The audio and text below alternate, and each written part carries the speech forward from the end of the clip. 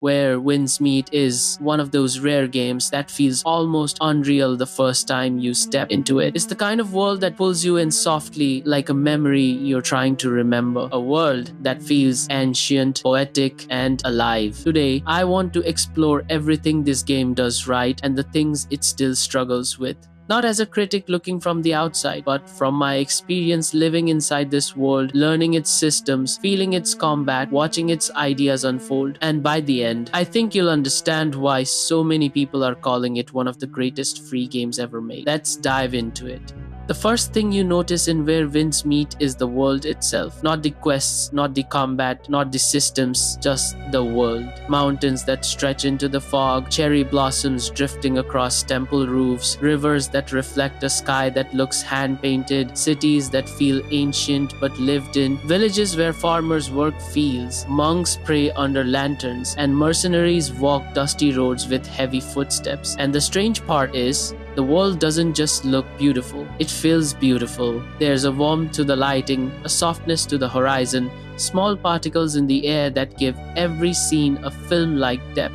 It's like you're stepping into an ancient poem rather than a video game environment. I think this is where the game shines the most, not even in its technical quality, but in its mood, its air, its soul. Some games show you a world, this one lets you breathe in it. Once you start moving, you realize this world wasn't just built to look pretty, it was built for you to dance through it. Running, jumping, wall climbing, gliding, air dashing, it all blends together in a way that's incredibly fluid. You don't just move through the world, you flow across it. Leaping from trees into mountains, dashing across rooftops, opening the glider as the wind carries you over rivers. This is where the game feels the most freeing. It becomes less about destination and more about momentum. Each jump, each dash, each climb feels like part of a larger movement poem. I genuinely think the movement system is one of the most satisfying parts of the entire game.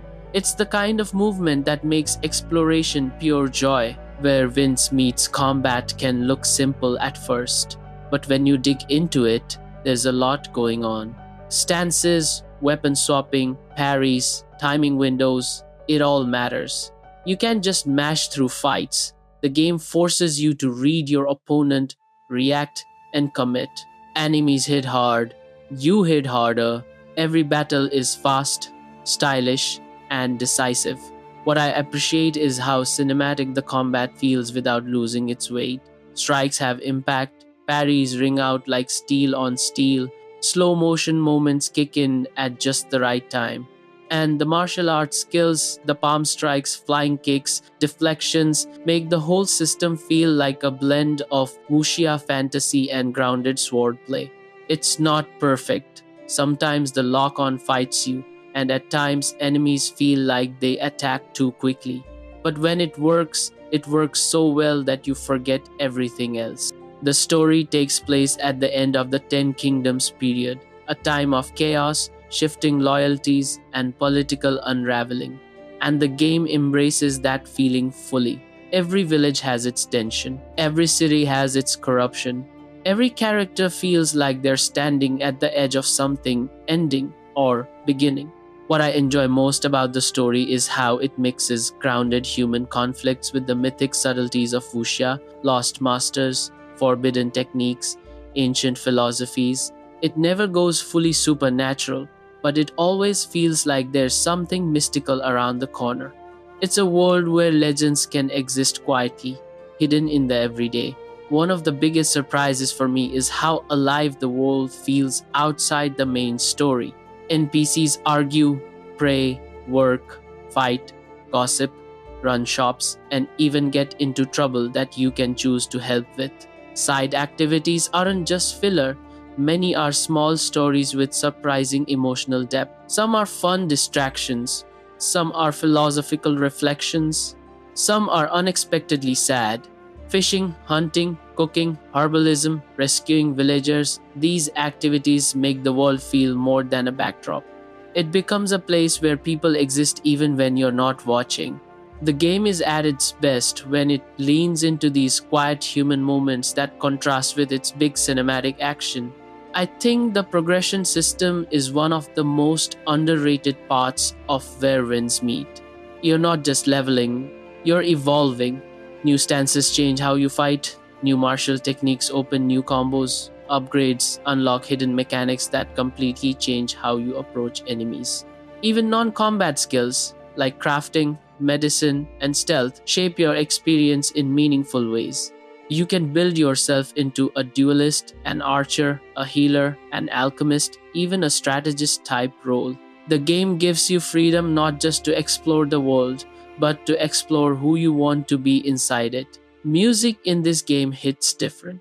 Soft flutes, gentle strings, drums that echo through mountains, the soundtrack feels ancient, emotional, reflective. It doesn't always stand out the way big orchestral scores do. But that's the point. It blends into the scene like it belongs there. The sound design feels handcrafted. Wind through bamboo, hooves on dirt trails, footsteps on temple floors, steel ringing through valleys. It's atmospheric without trying too hard. The kind of audio that lets you sink deeper into the world without pulling you out. As much as I love this game, it has flaws, and I think it's important to acknowledge them honestly. Performance can be inconsistent. Some cutscenes aren't fully polished, animations occasionally snap or feel awkward. Combat sometimes struggles with camera angles.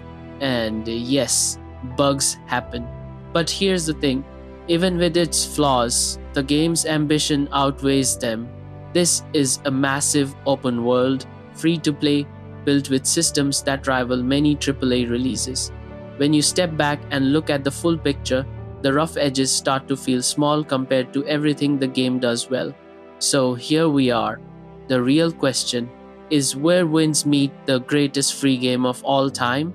For me, it might be not because it's perfect, not because it competes with every paid AAA game, but because it tries something almost no free game ever attempts. It gives you a world worth remembering. A world built with love for martial arts, cinema, ancient China, political history, human emotion, and quiet beauty. A world where both action and silence matter. A world that feels handcrafted even in its darkest corners. Where Winds Meet isn't just good for a free game. It's good, period. And I genuinely believe that years from now, people will look back at this game as one of the boldest free experiences ever created. Whether you're here for the world, the combat, the story, the beauty, or the pure freedom of movement, Where Winds Meet has something unforgettable to offer. It's a rare game, one built with ambition, poetry, and heart. And if you haven't tried it yet, you're missing something special. This is not just a game you play, it's a world you visit, and sometimes return to, because the wind always has more stories to tell.